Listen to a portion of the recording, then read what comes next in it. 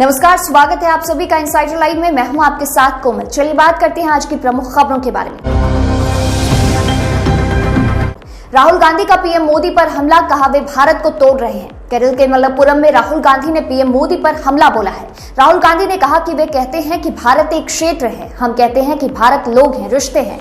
यह हिंदू, मुस्लिम और सिख के बीच, तमिल, हिंदू, उर्दू, बंगाली के बीच का संबंध है। पीएम के साथ मेरी समस्या यही है कि वह इन रिश्तों को तोड़ रहे हैं। सिद्धू पर बोले काका कंबोज, कहा उसने पार्टी के साथ विश्वासघात किया है। सिद्धू के इस्तीफे पर पंजाब के सीएम चरणजीत सिंह चन्नी ने कहा कि जो कोई भी पार्टी का अध्यक्ष होता है वह परिवार का मुखिया होता है। मैंने उन्हें फोन किया था और उन्हें बताया था कि पार्टी सर्वोच्च है। मैंने उनसे फोन पर बात की और उनसे कहा कि चलो बैठो, बात करो और इस मुद्दे को सुलझाओ। वहीं सुखविंदर सिंह काका कंबोज ने कहा कि एक आदमी के पार्टी छोड़ने या शामिल होने से चुनाव जीतने की हमारी संभावनाओं पर कोई असर नहीं पड़ता है। कांग्रेस फिर से सरकार बनाएगी, उसने जो किया है वह विश्वासघात से कम नहीं है। सिद्धू बोले मैं अपनी नैतिकता, नैतिक आधार से समझौता नहीं कर सकता। कांग्रेस सांसद मनीष तिवारी ने कहा सिद्धू स्वयं जवाब दें।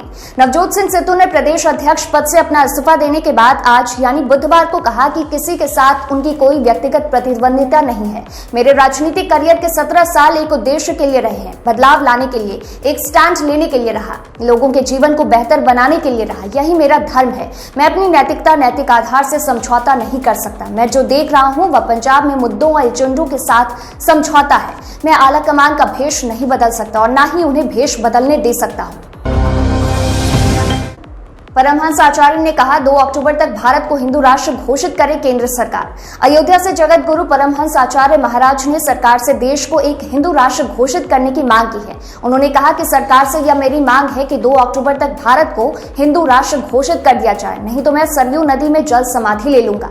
उन्होंने यह भी कहा कि केंद्र सरकार को मुसलमानों और ईसाइयों की राष्ट्रीयता समाप्त करनी चाहिए। जातीय जनगणना को लेकर तेजस्वी यादव ने केंद्र के हलफनामे पर चिंता व्यक्त की। कहा बीजेपी का दोहरापन, वादाखिलाफी और नौटंकी उजागर हुई। राजद विधायक तेजस्वी यादव ने केंद्र सरकार द्वारा कोर्ट में दायर हलफनामे पर नाराजगी जताई है। तेजस्वी यादव ने कहा कि बहुत बड़े वंचित वर्ग के लिए गंभीर चिंता की बात है कि केंद्र ने सर्वोच्च न्यायालय में हलफनामा प्रस्तुत कर कह दिया कि 2021 में जातीय जनगणना संभव नहीं होगी। इस प्रकार केंद्र सरकार ने पूरे भारत की सामूहिक मांग को खारिज कर दिया। बीजेपी का दोहरापन, वादाखिलाफी और नौटंकी उजागर हुई। बिहार में बाढ़ की समस्या पर तेजस्वी यादव ने सीएम नीतीश को लिखा पत्र। बिहार में राजद विधायक और नेता प्रतिपक्ष तेजस्वी यादव ने सीएम नीतीश कुमार को सूबे में बाढ़ की समस्याओं को लेकर पत्र लिखा है।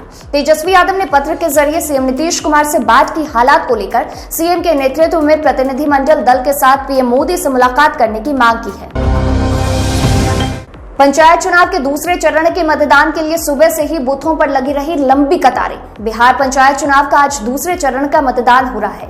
इस दूसरे चरण में राज्य के 34 जिलों के 48 प्रखंड में सुबह 7 बजे से ही मतदान शुरू हो गया और यह शाम के 5 बजे तक चला। बता दें कि दूसरे चरण में 71,467 प्रत्याशियों के किस्मत का फैसला हुआ। दूसरे चरण में 53,02,073 मतदाता ने वोट डाले।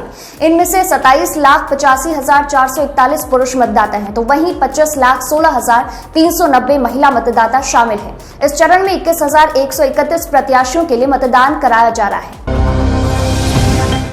रांची के बड़े व्यवसायी से पीएलएफआई उग्रवादी संगठन के नाम पर मांगी गई 3 करोड़ की रंगदारी। झारखंड में लगातार बड़े व्यवसायियों से रंगदारी मांगने का मामला सामने आ रहा है। पिछले दिनों अमन साहू गिरोह की ओर से भाजपा नेता और बिल्डर रमेश सिंह से 2 करोड़ की रंगदारी मांगी गई। वहीं अब पीएलएफआई उग्रवादी संगठन के नाम पर एक बड़े व्यवसायी से 3 करोड़ रुपए रंगदारी की मांग की गई है और रंगदारी नहीं दिए जाने पर अंजाम भुगतने की धमकी दी गई है। शहीद डिप्टी कमांडेंट को मुख्यमंत्री हेमंत सोरेन ने दी श्रद्धांजलि। लातेहार जिले के नारायणपुर सलैया जगड़ा पहाड़ के पास जेजेएमपी और झारखंड जगुआर के बीच मंगलवार को हुए मुठभेड़ में उग्रवादी को मार गिराने के क्रम में बीएसएफ के डिप्टी कमांडेंट राजेश कुमार शहीद हो गए थे। उन्हें बुधवार को रांची के रातू टेंडर स्थित झारखंड जगुआर कैंपस में अंतिम सलामी और श्रद्धांजलि दी गई। इस मौके पर राज्य के मुख्यमंत्री हेमंत सोरेन पहुंचे और उन्होंने श्रद्धांजलि दी। ट्रक और ट्रेलर में जोरदार सीधी टक्कर, 2 घायल, एक व्यक्ति गंभीर रूप से घायल। रांची के नामकुम थाना क्षेत्र के लोवाडी में बुधवार की अहले सुबह 2 ट्रकों में जोरदार टक्कर हुई, जिसमें 2 लोग घायल हो गए हैं। वहीं एक की स्थिति गंभीर बनी हुई है। सभी का इलाज रिम्स में कराया जा रहा है। जानकारी के अनुसार पहले सुबह 4 बजे ट्रेलर और कोयला लदे ट्रक में आमने सामने जोरदार टक्कर हुई, जिसमें ट्रेलर सड़क पर पलट गई। जिसमें ड्राइवर और खलासी गंभीर रूप से घायल हैं, जिसमें से एक की स्थिति गंभीर बनी हुई है। इस दुर्घटना को लेकर आशंका जाहिर की जा रही है कि ट्रक ड्राइवर का अचानक गाड़ी का संतुलन खो गया और ट्रेलर से जाकर टकरा गया। हालांकि जांच के बाद ही यह साफ हो पाएगा कि यह दुर्घटना कैसे हुई है। फिलहाल इस बुलेटिन में इतना ही। आप बने रहिए इनसाइडर लाइव के साथ। धन्यवाद।